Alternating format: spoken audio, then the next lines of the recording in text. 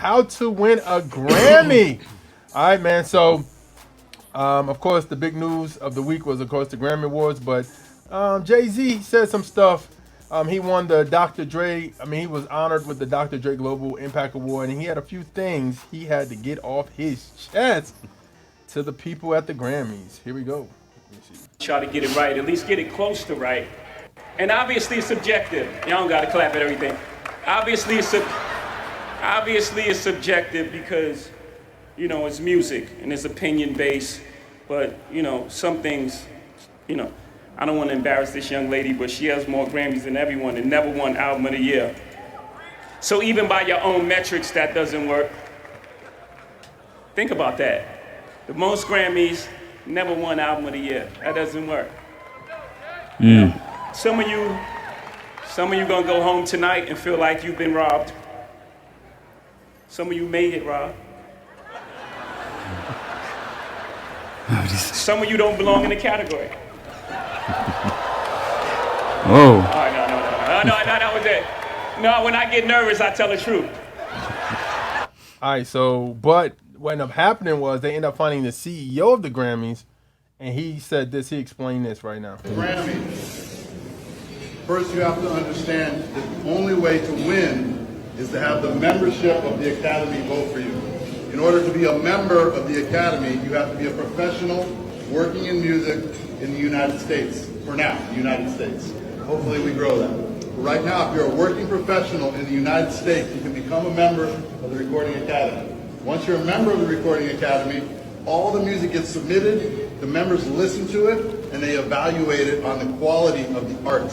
Not the sales, not the streams, not how many fans, not how many followers, but purely on the opinion. And it's very hard, as you all know, because it's subjective. There's no best song or best record. It's just the opinion of the membership in that particular year. That's how you win a Grammy. That's it. The voters vote. There's no committees. There's no journalists. There's no labels. It's music professionals voting for their peers. Period. So here's my question. Yeah. What do you guys think about? So why haven't a Christian, not somebody who's like a Christian and they do other genres of music, why haven't nobody in a gospel Christian category ever won like an Album of the Year, Song of the Year type stuff?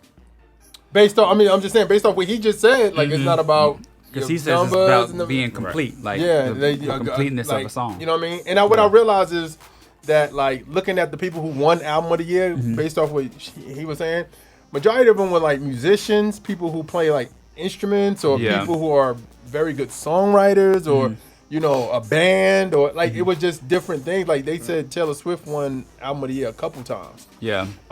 But I just think based off what he just said, he said it's not about your fans, it's not about how much you sold, it's about the artistry.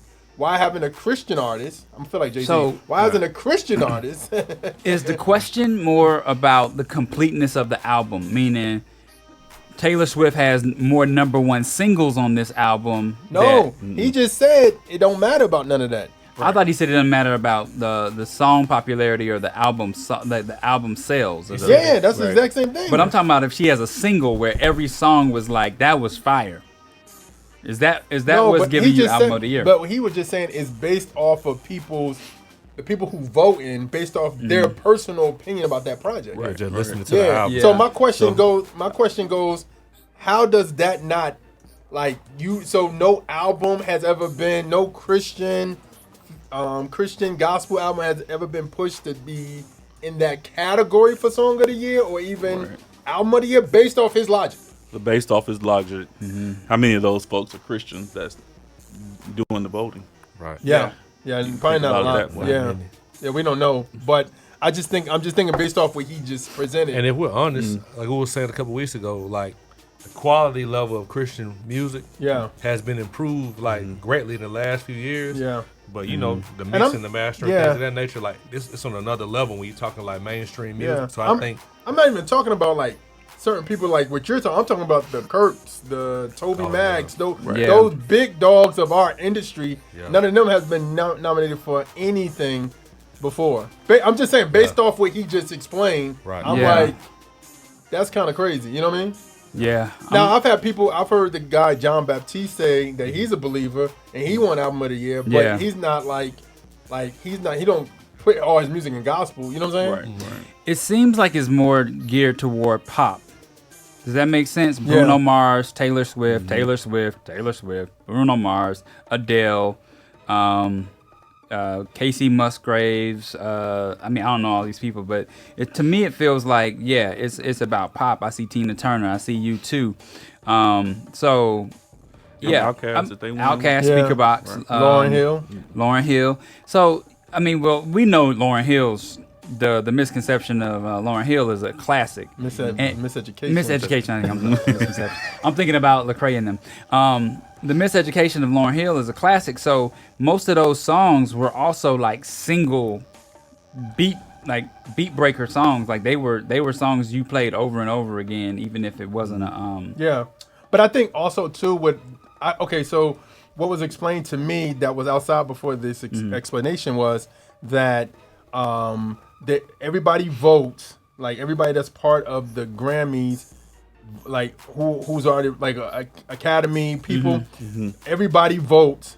Once you get a list of whatever, and then they get to the final 5 people, and then it's a major people that vote, like a big dog selection that vote. And that's why for who the winner. Christians ain't won. Right. Yeah. Because I was gonna say I wouldn't vote because my vote would definitely be biased. Because I don't like music like that. Like I don't like to hear everybody's music. So, but what I also think, and me and I had a conversation about this. I was like, I feel like they only like based off the people you were reading. It's like I don't want Ratchetness to win album of the year. And all that music has mass appeal. I think Christian music has a concentrated audience. People who believe what you believe. Yeah. That music is like stadium music. Yeah. I mean, you look at this list; it goes on and on. I mean, Whitney Houston, Phil Collins, U2, some more. But I think Celine Dion, Tony Daigle Bennett, could win like an album. I can see that. Quincy Jones. You know what I'm saying? George Michael. So this definitely has to do with like the overall palette. You know what I'm saying? The overall taste. It definitely doesn't have anything to do with it. How would you get popular if you're only on one station in every city versus all that music? It's 15 different stations that's playing pop music or rap to get big enough to even. Yeah. I would think some of the judges don't even know some of the gospel artists that are great. Oh yeah, for sure. Like they'd hear the album like I've never heard it. Don't the music listen to submitted it. is the first time they heard it. Well, I think the closest person I could say right now probably could win some is Lauren Daigle. She's like CCM, but she crosses over. Yeah. I've seen her on all the other stuff too, like that. So. Hey, what's going on? I hope you liked that video. Make sure you like and subscribe, and make sure you support us on Patreon, patreon.com/Trackstarz Universe. In the meantime, continue to watch our channel by clicking on this next video right now.